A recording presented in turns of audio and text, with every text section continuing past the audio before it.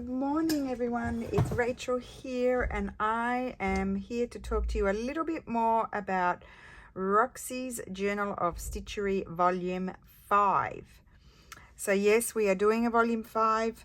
We will continue doing volumes until we lose inspiration. That's what's going to happen. Right, so you should watch Sarah's video first. So if you haven't seen Sarah's video, please turn this one off and go and see hers, because she is going to tell you exactly what the project is. And I am going to talk to you a little bit more about what you need and a few other things. So what you will know if you've watched Sarah's video is that it is individual projects. So one per month. It's not going to be a continual thing. It's one per month. And they're going to be useful things, because we've had many requests. Oh, what do you do with it? That sort of thing, because we did a lot of things just because, and these are going to be useful items. So what I will say, each month you'll be given the item, but we're not going to give you a theme or anything like that. So it's going to be a bit loose, like the last project was. So you can decide, you can follow along with what we do. We just show you what our interpretation of the project. However, you may venture and do a different theme, different colors or whatever. And you might be like, it depends how much work you do on each one. You may be a whiz and you might do 2 or 3 in a month if you're really fast. I'll probably only do one because I've got other things going on, and Sarah will definitely only do one because she's got a lot of other things going on. But yes, you can do more than one of the same thing in a month. Now also, we are not using a sewing machine, so we want to hand stitch everything. We're going back to the old ways and doing it by hand, because it's much more, I find it much more enjoyable than using the sewing machine. I find the sewing machine a little bit stressful, whereas I feel like I have more control over things if I hand stitch them. And then the other thing is, let's talk about supplies. So that's usual supplies. So you may want to have a base. So this is an old pillowcase here. You may want a base where you then will be collaging your fabrics on top and leaving a little bit of your base. If it's like this is a hemp, but it's a nice soft hemp, so that would be nice to stitch. This one has a monogram on. I've obviously used the rest, but if you have a nice hemp as your base, then you might not want to cover it all up. But otherwise, you could have a calico base or a muslin base, as you call it in the States. And then cover it up with some hemps and antique linens or whatever you have, and then collage your fabrics and then make whatever the prompt is for that month. So yeah, you might need a base, you might not, that's up to you. I'll probably start with a base, and as I said, so let's reiterate, my base might be something I'm going to completely cover up that's quite thin.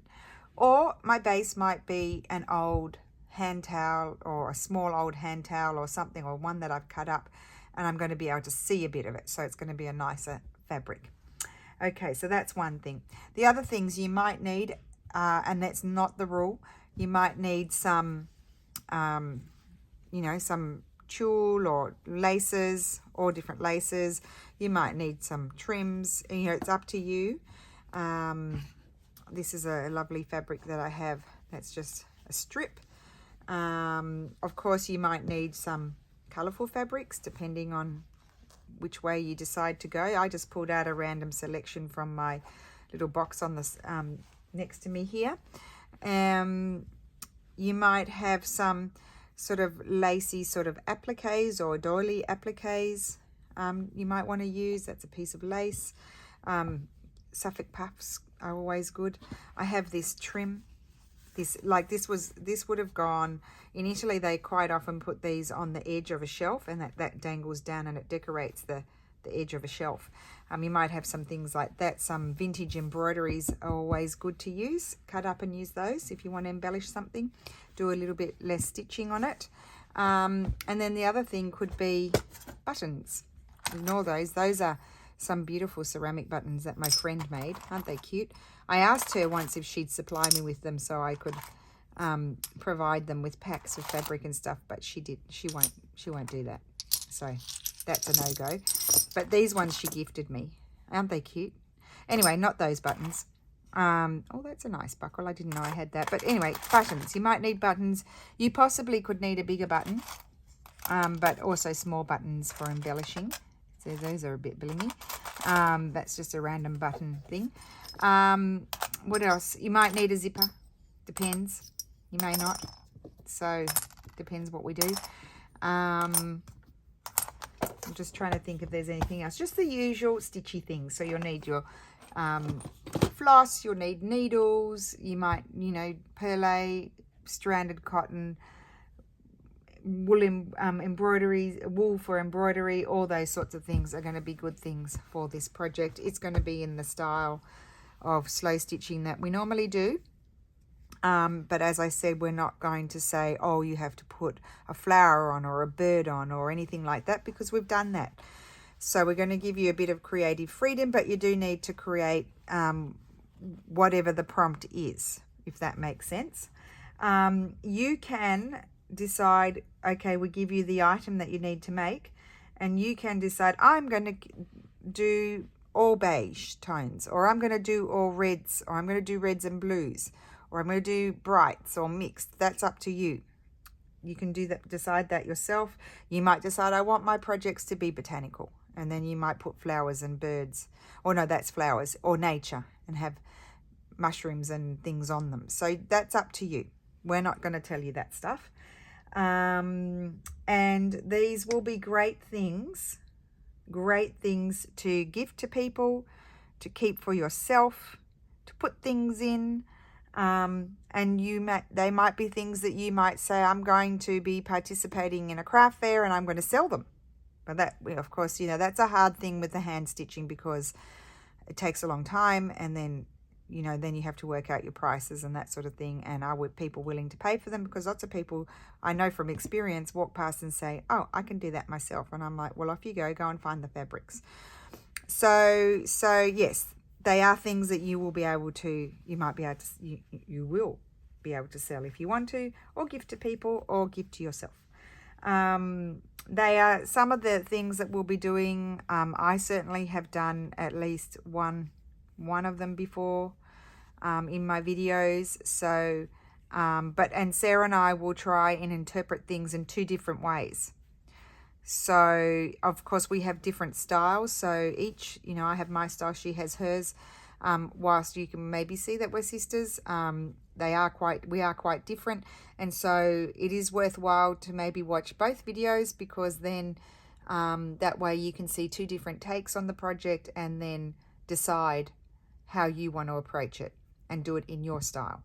But you may do like a combination of things that I do and then Sarah does. So I do recommend that you watch. And yeah, just like, if you are watching the videos, just make sure that you hear what we're saying, because we've had a lot of oh, when did that get announced? When did this happen? When did that happen? And we do announce things in our videos. So if you missed it, maybe you quickly went on and got the prompt, which is fine, but then you're going to miss any announcements that we might make. We don't normally make announcements in the middle of the month, but in the middle of the project, but towards the end of the project, we might announce what's coming up. And of course, in the beginning of the project, there might be a few things that come to mind, sort of thing.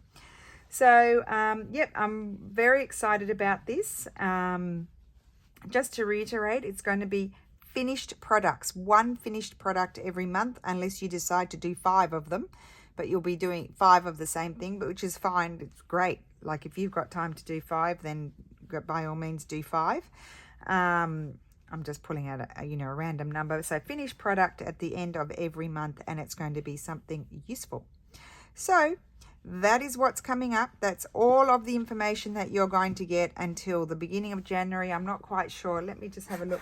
Just bear with me 1 second while I go on my computer here And let me see, December, January. The first Wednesday is the 3rd of January. That will be me. I'll be doing it, announcing the first thing, and that will be the first video, the 3rd of January. So mark it down, and I'll be doing my video first, and I'll be announcing it, and then Sarah will be doing hers.